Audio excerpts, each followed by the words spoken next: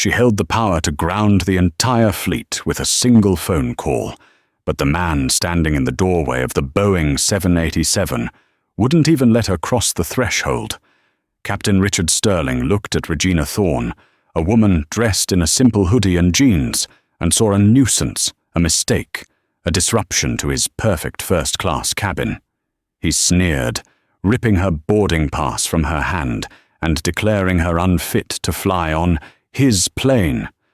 He thought he was protecting the airline's image. He had no idea he was humiliating the woman who had just bought it.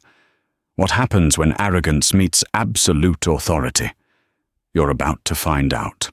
The fluorescent lights of Chicago O'Hare's Terminal 3 hummed with the chaotic energy of a Tuesday morning.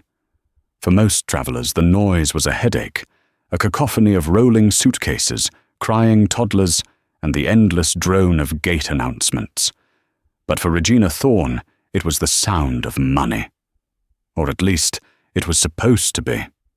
Regina stood near gate K12, her back pressed against a cold concrete pillar, nursing a lukewarm coffee she'd paid $7 for.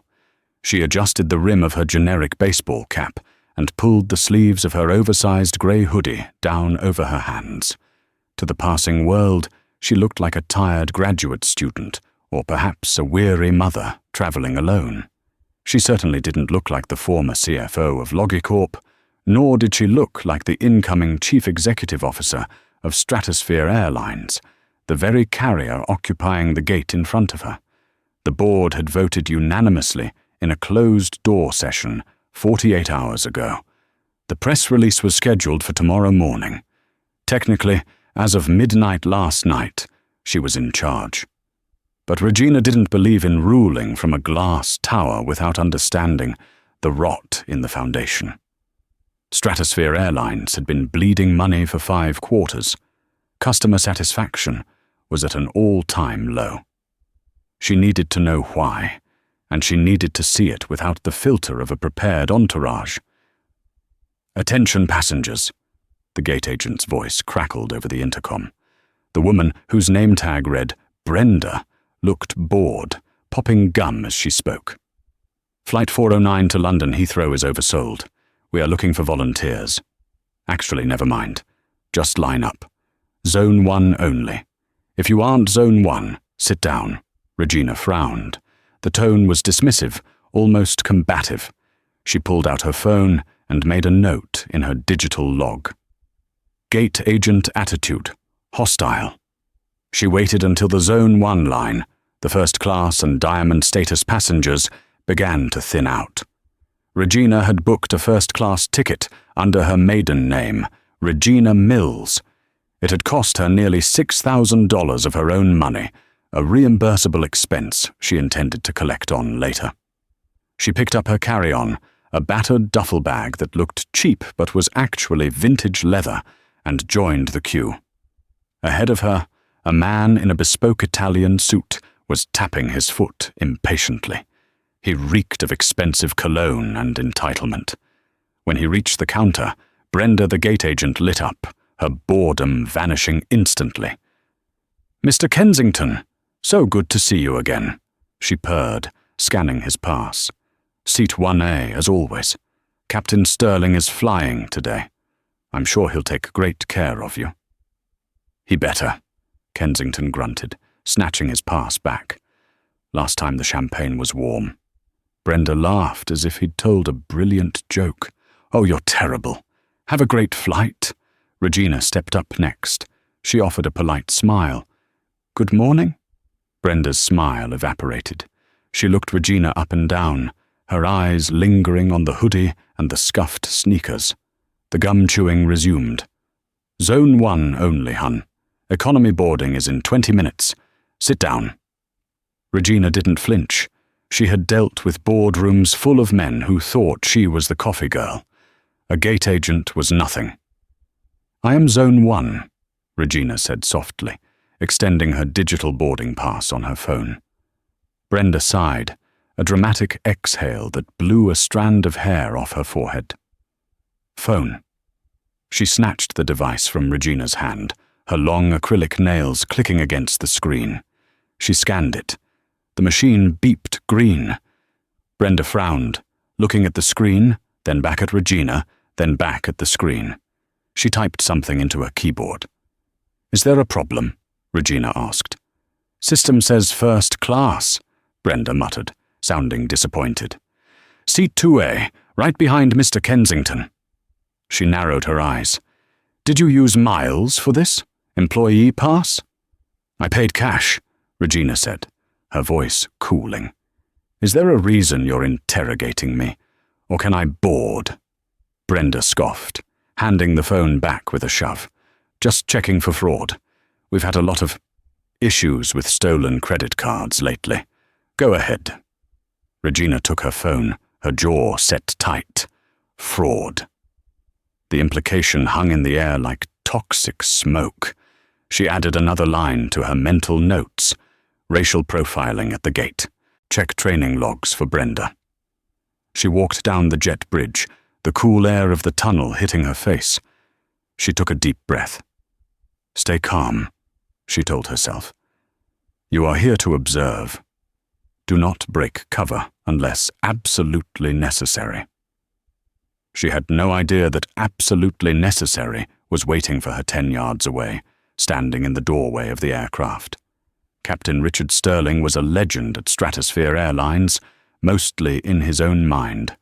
With silver hair perfectly coiffed, a jawline that looked carved from granite, and 4 gold stripes on his shoulders that he polished daily, he looked the part of the quintessential aviator. He was also, according to the whisper network of the junior staff, a tyrant who believed the airplane was his personal kingdom. He stood at the entryway of the Dreamliner, greeting the premium passengers with a practiced, oily charm. "Mr. Kensington, welcome back aboard," Sterling said, shaking the man's hand firmly. "I've got a vintage scotch loaded just for you."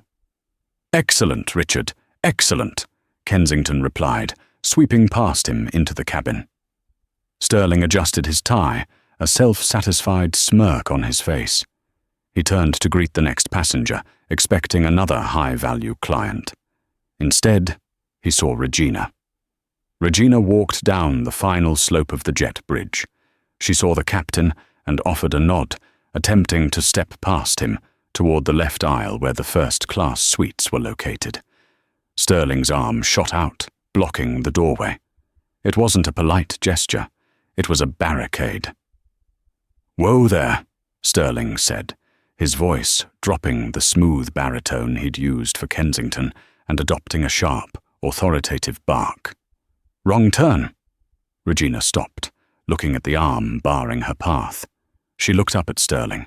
He was tall, looming over her, his blue eyes cold and dismissive. "Excuse me?" Regina said. "Economy is to the right," Sterling said, pointing his thumb toward the second aisle that led to the back of the plane. "You're holding up the line. Move along." Regina held her ground.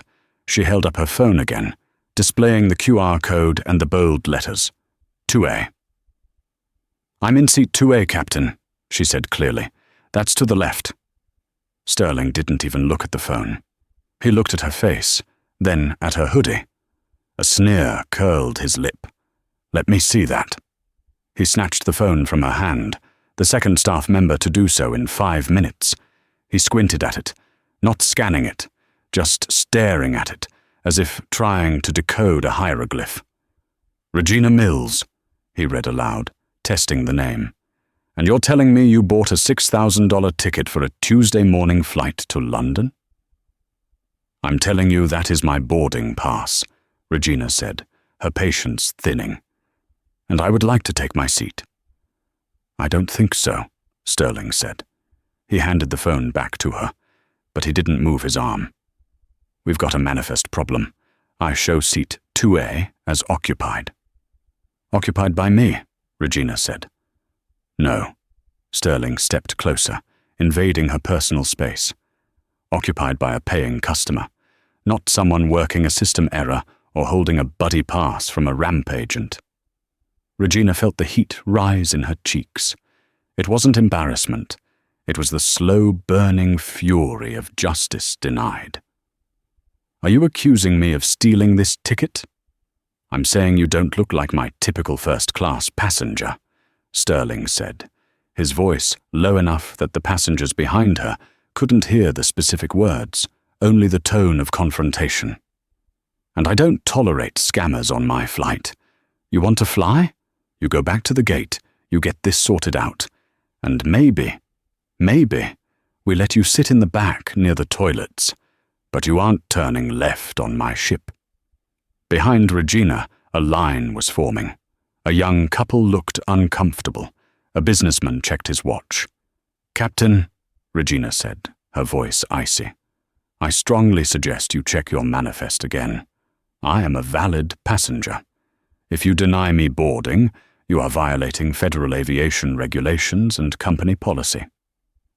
Sterling laughed. It was a dry, humorless sound. "Did you hear that, Marcus?" He turned his head toward the galley, where the lead flight attendant, a tall black man named Marcus, was organizing champagne flutes. Marcus looked up, his eyes widening when he saw the confrontation. He hurried over. "Is there a problem, Captain?" Marcus asked, glancing nervously between Sterling and Regina. "This woman is refusing crew instructions," Sterling announced loudly, making sure the passengers behind her could hear. "She's trying to force her way into the cockpit area." Regina's mouth dropped open. "I am doing no such thing. I am trying to get to my seat." Marcus looked at Regina's boarding pass, then at Sterling. "Captain, her pass says 2A. The seat is open. Mr. Kensington is in 1A, but 2A is empty." Sterling glared at Marcus. The look promised retribution later. "Marcus, I decide who is a security risk on this plane, and someone who argues with the captain is a security risk. She's agitated. She's belligerent." He turned back to Regina, crossing his arms. "Get off my plane." Regina stared at him. She could feel the weight of the situation shifting. If she pushed past him, she would be arrested. If she raised her voice, she would be labeled angry and arrested. He was baiting her. He wanted her to explode so he could justify his bias. She took a slow breath, channeling the composure that had helped her survive hostile takeovers and board inquisitions. "You are making a mistake, Captain Sterling," she said. It wasn't a threat. It was a statement of fact. "A very expensive mistake." "Is that a threat?" Sterling snapped. "Did you just threaten the pilot?" He grabbed his radio from his shoulder epaulet. "Gate control, this is the flight deck. I need security to the bridge immediately. I have a disruptive passenger refusing to deplane." The air in the jet bridge seemed to freeze. The passengers behind Regina shuffled backward, putting distance between themselves and the threat. Marcus, the flight attendant, stepped forward slightly. "Captain, maybe we can just—" "Quiet, Marcus," Sterling hissed. "Unless you want to be off this rotation, you'll go prep the cabin." Marcus looked at Regina, his eyes filled with apology and helplessness. He lowered his head and retreated into the galley. Regina didn't blame him. He had a mortgage to pay. She had a company to run. Two uniformed airport police officers appeared at the top of the jet bridge, pushing through the line of passengers. "What's the problem here?" the lead officer asked, his hand resting near his belt. "She's refusing orders," Sterling said, playing the victim perfectly.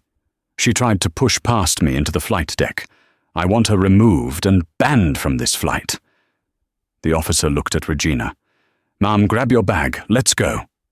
"I have a valid ticket," Regina said, holding her hands up to show she wasn't a threat. "This man is lying." "Ma'am, the captain is the ultimate authority on the aircraft," the officer said, his tone brooking no argument. "If he says you don't fly, you don't fly. Now, do you want to walk off, or do you want handcuffs?" Regina looked at Sterling. He was smiling, a small, triumphant smirk that reached his cold blue eyes. He thought he had won. He thought he had just taken out the trash. Regina nodded slowly. "I'll walk." She turned around, facing the long line of passengers she now had to walk past. They stared at her with a mixture of fear, judgment, and curiosity. She heard the whispers. She tried to break into the cockpit? Crazy. Probably drunk. Regina kept her head high, clutching her duffel bag. She walked back up the jet bridge, past Brenda the gate agent, who was now smirking openly. "Told you there was a problem with the ticket," Brenda called out as Regina passed. Regina didn't stop. She walked straight out of the gate area and into the main terminal concourse. The police officers followed her for a few yards before peeling off, satisfied she was leaving the area. Regina found a quiet corner near a Hudson News stand. Her hands were shaking, not from fear, but from pure, unadulterated adrenaline. She set her bag down and pulled out her phone. She didn't call customer service. She didn't call her lawyer. She dialed a number that very few people possessed. It was the private cell phone of Mr. Silas Henderson, the chairman of the board for Stratosphere Airlines. It rang twice. "Regina!" Silas's voice was warm but confused. "I thought you were in the air. Shouldn't you be halfway to London by now?" "There's been a change of plans, Silas," Regina said, her voice deadly calm. "I need you to do something for me, right now. Anything. What is it?" "I need you to ground Flight 409. Silas paused. "Ground it?" "Regina, that's our flagship route. It costs $50,000 a minute to delay that flight." "Why?" "Because," Regina said, looking out the window at the sleek Boeing 787 pushing back from the gate, "the CEO needs to board, and the captain just kicked her off." There was a silence on the other end of the line. Then a sharp intake of breath. "He did what?" "Ground the plane, Silas. Tell the tower to hold them on the tarmac, and tell security to get a car ready. I'm going out there." Regina hung up the phone. She watched as the massive plane began to taxi. "Enjoy the taxi, Captain Sterling," she thought, "because you're not taking off." Inside the cockpit of the Boeing 787 Dreamliner, the atmosphere was light, almost jovial. The hum of the avionics cooling fans and the rhythmic thrum of the engines provided a soothing background noise that Captain Richard Sterling had loved for 30 years. He sat in the left seat, his hand resting casually on the tiller as he guided the massive aircraft along Taxiway Bravo. Next to him, First Officer Dave Miller was running through the final pre-takeoff checklists. "Flaps?" Sterling asked, his eyes scanning the taxiway ahead. "Set to 10, green light," Miller responded. "Auto brake?" "RTO selected." Sterling chuckled, shaking his head. "Did you see her face, Dave? The audacity of some people, trying to storm the flight deck in a hoodie. Probably high on something." Miller hesitated. He was younger, less cynical, and strictly by the book. He hadn't actually seen Regina try to storm anything. He had only heard Sterling's version of events. "She looked pretty calm when the cops took her, Skipper." "Maybe just a mix-up?" "A mix-up doesn't wear sneakers to a first-class cabin," Sterling scoffed. "We run a premium airline, Dave. We have standards. If we let every riffraff with a fake boarding pass slide, we'd be flying a bus in the sky." "I did the passengers a favor." He keyed the mic. "Tower, Stratosphere 409, holding short of runway 27 left, ready for departure." The radio crackled. Usually the response would be immediate. "Cleared for takeoff." Sterling was already reaching for the thrust levers, his body anticipating the surge of power. Instead, a frantic voice came through the headset. "Stratosphere 409, tower, hold position immediately. Do not, repeat, do not enter the runway." Sterling frowned. "Tower 409, we are fully configured and next in line. What's the hold?" "Stratosphere 409, cancel takeoff clearance. You have been ordered to return to the gate immediately. Or stand by." The controller's voice sounded confused. "Correction. Hold your position on the taxiway. Do not move. Ground vehicles are en route to you." Sterling's face flushed a deep red. "Ground vehicles? What is this? Do we have a mechanical issue you see from the tower? Smoke? Negative on mechanical, 409. This comes from company dispatch. Code red stop.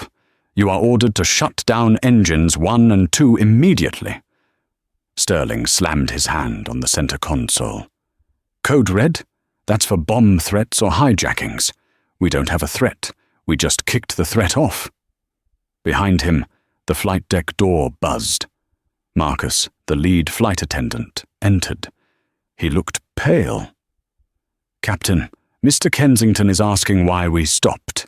He says he has a merger meeting in London, and if we miss our slot—" "Tell Kensington to sit down and drink his scotch," Sterling snapped, ripping his headset off one ear. "Tower is playing games. They're freezing us." "Captain," Miller said, his voice trembling slightly as he pointed out the window. "Look." Sterling looked to his left. Racing across the tarmac, cutting across the active taxiways with flashing yellow lights, was a convoy. But it wasn't the usual airport police cruisers or fire trucks. It was a black Chevrolet Suburban with tinted windows, flanked by 2 airport operations vehicles. They were driving fast, recklessly fast, straight toward the nose of his plane. "What in the hell?" Sterling muttered. The convoy screeched to a halt directly in front of the 787's nose gear, effectively blocking the plane from moving forward even an inch. The doors of the Suburban opened. Sterling watched, bewildered, as a man in a high-visibility vest jumped out of the operations truck and began aggressively signaling for the pilot to cut the engines. "Shut it down, Dave," Sterling growled, defeated. "Kill the engines. We aren't going anywhere." As the turbines spun down, creating a whining decrescendo that filled the cabin, the silence that followed was deafening. The intercom dinged. "Ladies and gentlemen," Sterling said, forcing his voice to sound calm despite the rage boiling in his gut. "This is the captain. We have a minor administrative situation on the tarmac. We've been asked to hold here for a moment. We apologize for the delay." He didn't know that administrative situation was about to walk up a set of portable air stairs and end his career. Regina sat in the back of the black Suburban, the leather seat cool against her legs. Next to her sat Silas Henderson, the chairman of the board. He had been in the airport lounge awaiting his own flight to Tokyo when Regina called, and he had rushed down to the tarmac to meet her. Silas was a man of 70, distinguished and kind, but currently he looked terrified. He knew Regina Thorne. He knew that beneath the calm exterior lay a financial and strategic genius who could dismantle a corporation with a spreadsheet. "He really called the police on you?" Silas asked, wiping sweat from his forehead with a silk handkerchief. "He told them I tried to break into the cockpit," Regina said, staring out the tinted window at the looming aircraft. "He lied to federal officers to cover up his own bias. He humiliated me in front of 200 customers." "I'll fire him," Silas said immediately. "Consider it done. You don't have to go back on there, Regina. We can book you a private jet. You don't need to deal with this." Regina turned to him. Her eyes were dark and unyielding. "No, Silas. If I disappear to a private jet, nothing changes. Brenda at the gate keeps profiling passengers. Sterling keeps treating the plane like his private club. The culture of this airline is rotten. I need to cut the head off the snake, and I need the whole airline to see me do it." The car stopped. The operations director, a man named Frank, opened the door for her. "Ms. Thorne," Frank said, breathless, "we have the portable stairs hooked up to the L1 door. The engines are off. You have full clearance." Regina nodded. She didn't fix her hair. She didn't smooth out her hoodie. She wanted to look exactly as she had when she was thrown off, to prove that her authority came from her position, not her wardrobe. She stepped out onto the tarmac. The wind was strong. smelling of kerosene and exhaust. Above her, the massive fuselage of the stratosphere jet blocked the sun. She could see faces pressed against the oval windows, passengers looking down at the commotion. She grabbed her duffel bag from the trunk. "Do you want me to come up with you?" Silas asked. "No," Regina said. "I need to do this alone. But keep your phone on. I might need you to make an announcement to the crew." She began the climb. The metal stairs rattled under her sneakers. It was a long climb up to the door of a Dreamliner. With every step, she replayed the scene in the jet bridge. "Get off my plane. Security risk. Look at her." She reached the top platform. Frank banged on the aircraft door. Inside, there was the sound of the locking mechanism disengaging. The heavy door swung outward. Marcus stood there. When he saw Regina, his jaw literally dropped.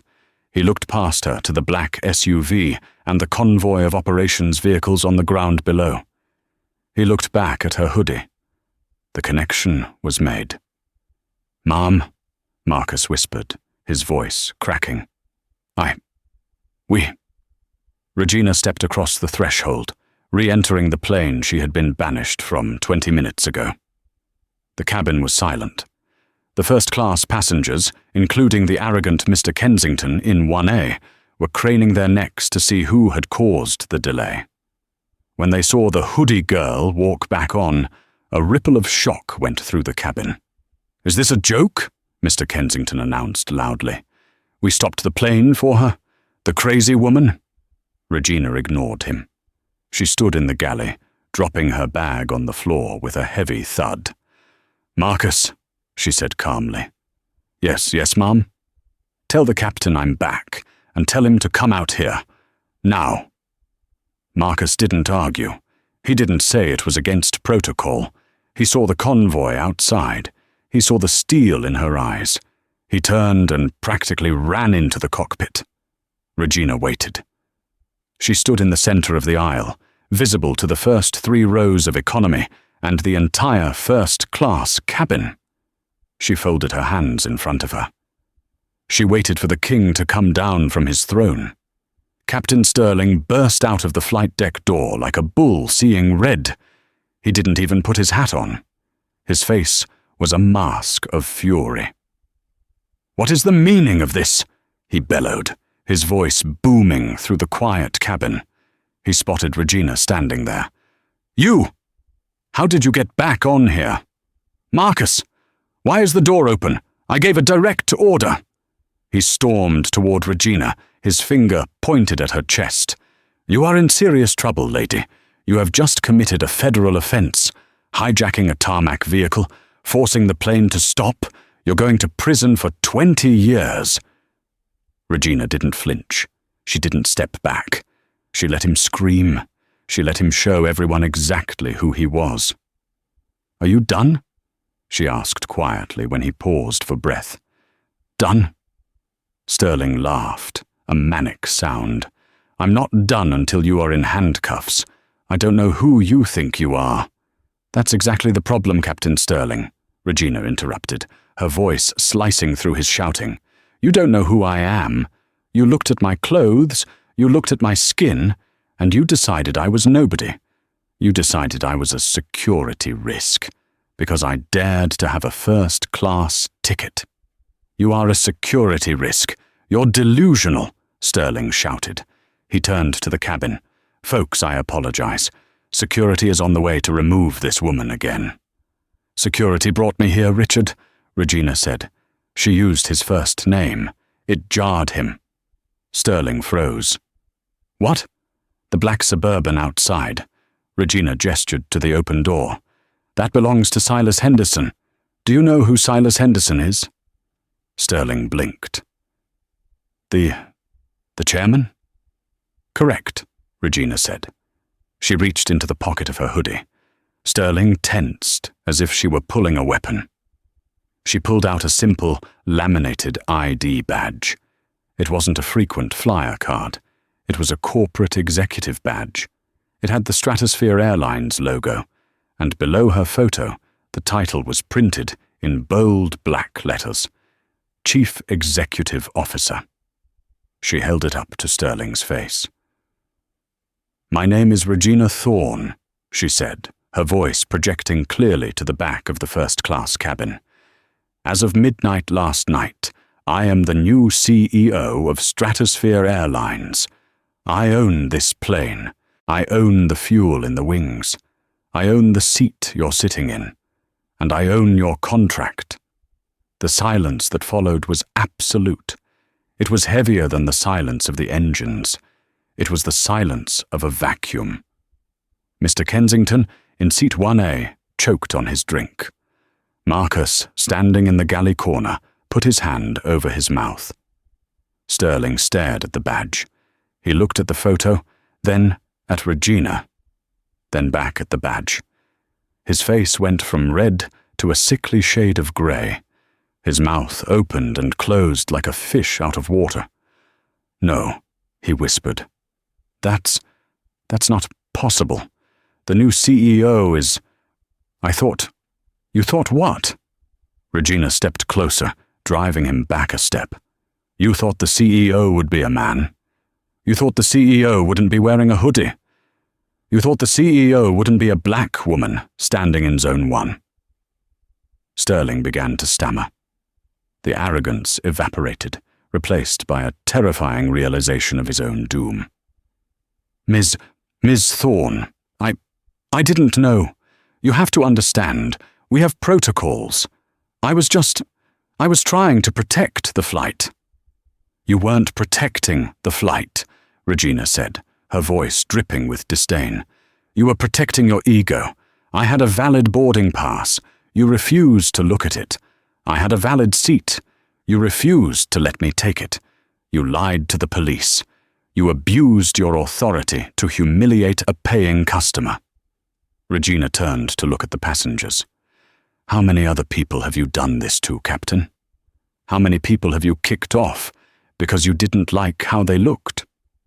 "Ms. Thorne, please," Sterling said, his hands shaking as he reached out, almost begging. "We can discuss this in private. Let's go to the cockpit. I can explain." "There is nothing to explain," Regina said. She pulled out her phone. "I have already spoken to the board. I have spoken to HR." She looked him dead in the eye. "Richard Sterling, you are relieved of command, effective immediately." Sterling looked as if he had been shot. "Relieved? But we have to fly to London. I'm the pilot in command." "Not anymore," Regina said. "Grab your bag. Get off my plane." "But who will fly?" Sterling asked, desperate to find a reason to stay. Regina looked at the flight deck door, where First Officer Dave Miller was peeking out, looking terrified. "Dave!" Regina called out. "Yes, ma'am," Miller squeaked. "Are you certified on the 787? "Yes, ma'am. Captain certified, just waiting on a seniority slot." "Congratulations, Dave," Regina said. "You just got your slot. You're the captain of this flight. Do we have a relief pilot in the jump seat?" "Yes, ma'am. Captain Rogers is deadheading to London in the cockpit. Put Rogers in the right seat. You take the left. Let's go to London." Regina turned back to Sterling, who was now trembling, tears actually forming in his eyes. The humiliation was total. "You heard me," Regina said, pointing to the open door and the stairs leading down to the tarmac. "Walk." Sterling looked at the passengers. Mr. Kensington looked away, pretending to read a magazine. The gate agent, Brenda, had appeared at the top of the stairs, likely curious about the delay. She saw Sterling standing there, broken. Sterling grabbed his flight bag from the cockpit. He walked slowly through the cabin. This time, he was the one walking the gauntlet. The passengers didn't whisper. They watched in stunned silence. He reached the door. He looked at Regina one last time. "I gave 30 years to this company," he croaked. "And it took you 30 seconds to throw it away," Regina replied. "Goodbye, Mr. Sterling." He stepped out into the wind, descending the stairs to the waiting operations car that would take him not to the pilot's lounge, but to the security office to hand in his badge. Regina took a deep breath. She turned to Marcus. "Marcus, close the door. I believe I have a seat in 2A waiting for me." Marcus beamed, a genuine wide smile. "Yes, ma'am. Right away, ma'am. Can I get you a glass of champagne?" Regina smiled for the first time that day. "That would be lovely, Marcus. But first..." She turned her gaze toward the jet bridge, where Brenda the gate agent was still standing, looking like she had seen a ghost. "Brenda," Regina called out, "don't go anywhere. When I land in London, I'm making a call to the Chicago station manager. I suggest you start polishing your resume." Brenda fled. Regina sat down in seat 2A. She buckled her seatbelt. The leather felt the same as it would have 20 minutes ago, but the air in the cabin felt different. It felt lighter. It felt fair. As the plane pushed back, for the second time, Regina looked out the window. She saw a solitary figure standing on the tarmac with a flight bag, watching the plane leave him behind. The flight to London was less a journey and more a 10-hour vigil. Inside the cabin of Stratosphere Airlines Flight 409, the air pressure remained constant, but the social pressure was crushing. For the first time in the history of the airline, the first-class cabin was dead silent. Usually, this was the time for networking, for loud laughter over clinking glasses of expensive wine, and for the performative business calls of men who wanted everyone to know how important they were. But today, the most important person on the plane, perhaps in the entire industry, was sitting in seat 2A, wearing a grey hoodie and reading a paperback novel. Regina Thorne didn't sleep. She didn't open her laptop to fire off emails. She simply sat, observing the ecosystem she now owned. She watched how the flight attendants moved with a nervous, jerky energy, terrified of making a mistake. She watched how the other passengers glanced at her peripherally, like she was a sleeping tiger that might wake up and bite them if they chewed their food too loudly. In the cockpit, the tension was even worse. First Officer Dave Miller, now Acting Captain Miller, was gripping the yoke so hard his knuckles were white. He had flown this route 100 times, but he had never flown it, knowing that his entire career depended on the smoothness of the landing. "Altitude steady at 39,000, Dave muttered into the headset, his voice tight. "Fuel flow optimal. Winds are favorable." Captain Rogers, who had been pulled from the jump seat to serve as co-pilot, looked over at him. "Relax, Dave. You're doing fine. She's just a person." "She's not just a person, Rogers," Dave snapped, checking the radar for the 5th time in a minute. "She's the executioner, and she's sitting right behind that bulkhead. If I bounce this landing, I'm going to be flying cargo planes to Antarctica." Back in the cabin, the silence was finally broken, 3 hours into the flight.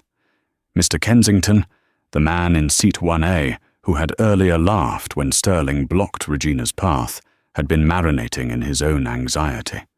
He had spent 3 hours staring at the back of the seat in front of him, his expensive scotch turning warm and untouched on his tray table. He couldn't take it anymore. The uncertainty was eating him alive. He unbuckled his seatbelt and slowly stood up. He turned toward Regina. "Miss Thorne?" he whispered. It was a small, pathetic sound, nothing like the booming voice he had used at the gate. Regina didn't look up immediately. She finished the paragraph she was reading, turned the page, and then slowly lifted her eyes. Her gaze was calm, unbothered, and utterly terrifying. "Yes, Mr. Kensington." I felt I needed to say something," Kensington stammered, clutching the headrest of his seat for support. "At the gate, things were chaotic. Misunderstandings were made. I want you to know that I hold the utmost respect for Stratosphere Airlines and its leadership." Regina closed her book. She placed it gently on her lap. You respect the leadership, Regina repeated, tasting the words. That's an interesting distinction, Mr. Kensington. You respect the title, you respect the power. But when you saw a black woman in a hoodie standing next to you, you didn't see leadership. You saw a nuisance. I didn't mean. You laughed, Regina cut him off. Her voice wasn't loud, but it carried through the cabin like a bell. When Captain Sterling told me to get to the back of the line, you laughed. You made a joke about the champagne being warm. You were happy to see me humiliated, because it validated your own sense of superiority. You thought, surely this woman doesn't belong in my world. Kensington's face flushed a deep, beet red. He looked around the cabin, looking for an ally, but every other passenger was studiously looking out the window or feigning sleep. He was alone. I apologize, he mumbled, looking at his shoes. Don't apologize to me, Mr. Kensington, Regina said, picking up her book again. I'm the CEO. I'm fine. Apologize to the next person you deem unworthy of your space, because you never know who you're talking to, and frankly, your behavior is bad for business. She dismissed him with a turn of her head. Kensington sank back into his seat, looking like a deflated balloon. He didn't speak for the remaining 7 hours. When the wheels of the Dreamliner kissed the runway at Heathrow, a landing so smooth it was barely perceptible, much to Dave Miller's relief, Regina turned on her phone. It vibrated instantly, then again. Then it became a continuous buzz, a swarm of digital angry bees in her hand. She hadn't realized that during the confrontation on the tarmac, a teenage girl in economy class named Sarah had been recording everything. Sarah had a modest TikTok following of 2,000 people. She had uploaded the video with the caption, "Pilot tries to kick off black woman, finds out she owns the airline. Ors karma, or boss moves / a stratosphere." By the time they landed, the video had breached containment. It was no longer just on TikTok. It was on Twitter, Reddit, and the front page of CNN. It had 12 million views. The world had seen Richard Sterling's sneer. They had heard his condescending tone. Economy is to the right. And they had seen the electrifying moment Regina flashed her badge. The comments were a global chorus of vindication. The silence when she showed the badge needs to be studied in history books. I would pay money to see the pilot's face right now. She bought the airline to fix the service. That is the ultimate power move. Regina walked off the plane and into the jet bridge. Usually, CEOs arriving in London were met by a driver. Regina was met by a wall of flashing lights. The press had found out she was on board. Reporters shouted questions over one another. "Miss Thorne, is Captain Sterling fired? Regina, was this a planned stunt?" "Ms. Thorne, do you have a comment on the allegations of racism at your airline?" Regina stopped. She didn't shy away. She signaled for silence, and the chaotic scrum of reporters quieted down. "Stratosphere Airlines has been broken for a long time," Regina said, her voice steady and amplified by the dozens of microphones thrust in her face. "We have allowed a culture of arrogance to rot our foundation. Today, the world saw the ugly side of that culture. But I want to be clear. What happened on that tarmac was not a stunt.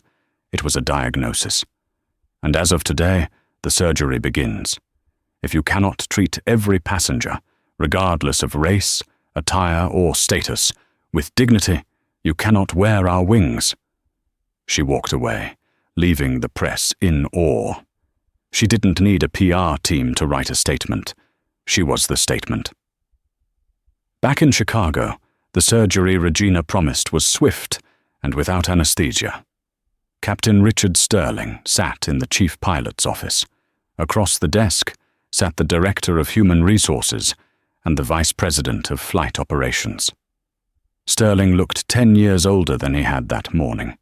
His pristine uniform was rumpled. He hadn't shaved. "It was a misunderstanding," Sterling pleaded, his voice cracking. "I was following security protocols. She was agitated. She refused to answer questions. I have 30 years of service. You can't fire me for one mistake."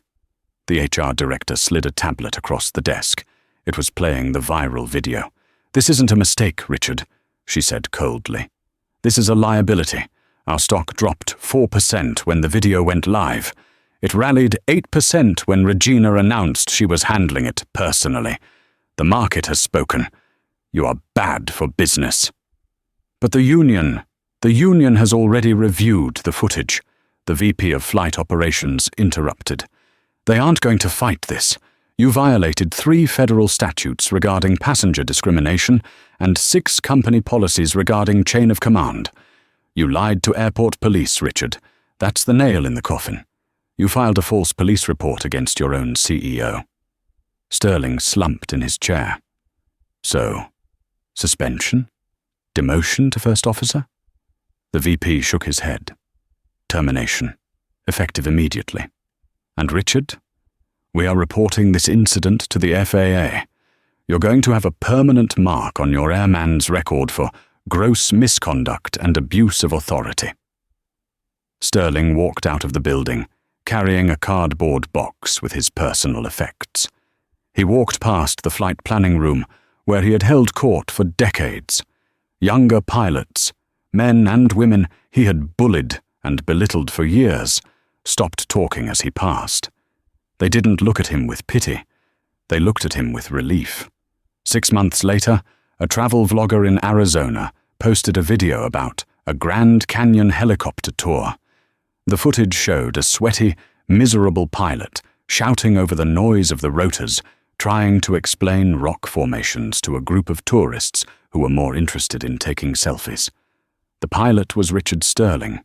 He had gone from flying the world's most advanced jet to driving a flying tour bus in the desert heat for 25 hours an hour. The comments on the video recognized him immediately. "Is that the guy from the Airline video?" How the mighty have fallen. Karma hadn't just hit him, it had grounded him. Brenda, the gate agent, thought she had escaped the worst of it. She wasn't on the plane, after all. She thought she could fly under the radar. She was wrong. Regina had a memory like a steel trap. When she returned to Chicago 3 days later, her first stop wasn't the boardroom. It was the ticketing counter. Brenda was checking in a family of 4, chewing her gum loudly, rolling her eyes at the father who was struggling with a heavy suitcase. "Bags over 50 pounds, Brenda snapped. "Pay the fee or take stuff out. I don't have all day." "Excuse me," a voice came from behind the counter. Brenda turned around, annoyed. "I'm with a cuss." The words died in her throat. Regina Thorne stood there, flanked by the station manager and 2 security guards. "Ms. Thorne," Brenda gasped, swallowing her gum. I didn't know you were coming." "Clearly," Regina said, looking at the crying child Brenda was ignoring. "Brenda, do you remember telling me that I looked like a fraud? That I needed to step aside for real passengers?" "I was just doing my job," Brenda cried, playing the victim. "We have strict rules." "I checked your logs, Brenda," Regina said, holding up a file. "You override baggage fees for young, attractive men constantly. You upgrade passengers you flirt with, and you flag passengers of color for random security checks at 4 times the statistical average of your colleagues." Regina dropped the file on the counter. "You aren't doing your job. You are using your job to play petty games with people's lives. Hand over your badge." "You can't do this," Brenda shrieked as security stepped forward. "I have seniority." "You had seniority," Regina corrected. "Now you have a trespassing warning. Escort her out." Brenda was led away through the terminal, weeping loudly, past the very passengers she had tormented for years. The purge was necessary, but the rebuilding was beautiful. Regina kept her promise. She promoted Marcus, the flight attendant who had tried to help her, to the position of Director of In-Flight Standards. His first initiative was a complete overhaul of the crew training manual, focusing on empathy and de-escalation. He was no longer serving drinks. He was shaping the culture of the company. Dave Miller, the nervous first officer, became the face of the airline's new recruitment drive. Regina recognized that he had the skill to fly, but more importantly, he had the moral compass to question authority when it was wrong, even if he had been too afraid to act on it initially. She wanted pilots who thought, not just pilots who obeyed. 1 year later, Regina sat in her office on the 40th floor of the Stratosphere headquarters. The company was profitable again. Customer complaints were down 60%. On her wall, she had framed the boarding pass from that day. Seat 2A. She looked out the window at the planes taking off from O'Hare, rising into the clouds. She thought about the power dynamics that ruled the world, the invisible lines that separated the Zone 1 people from the Zone 4 people. She knew she couldn't fix the whole world. There would always be people like Sterling and Brenda, gatekeepers who used their tiny sliver of power to make others feel small. But at least in her sky, on her planes, those lines were erased. Her assistant knocked on the door. "Ms. Thorne, the board is ready for the quarterly meeting." Regina stood up. She adjusted her blazer. She wasn't wearing a hoodie today, but she smiled as she realized it wouldn't matter if she were. "Let's go," she said. She walked out of her office, not as a victim, not as a viral sensation, but as the captain of her own destiny. The turbulence was over, the seatbelt sign was off, and Stratosphere Airlines was finally, truly, flying. What a ride, right? It's rare that we get to see justice served so perfectly. Richard Sterling and Brenda spent their careers judging people by their covers, never realizing that they were writing the final chapter of their own careers with every rude comment and arrogant smirk. Regina Thorne didn't just win, she changed the game. She proved that true leadership isn't about how loud you can yell or how many stripes are on your shoulder. It's about the integrity you show when you think no one important is watching. I want to know what you guys think about the punishment. Did Sterling deserve to lose his license, or was firing him enough? And honestly, have you ever had a gatekeeper moment where someone tried to stop you just because they could? Tell me your story in the comments below. I read every single one. If you enjoyed this story of hard karma and justice, please smash that like button. It really helps the algorithm share these stories with more people. And if you haven't already, hit subscribe and turn on the notification bell. We have a crazy story coming up next week about a landlord who tried to evict a tenant, only to realize the tenant owned the bank holding his mortgage. You do not want to miss that one. Thanks for flying with us today. Stay safe, stay kind, and remember, be careful who you step on, because they might be the one holding the ladder.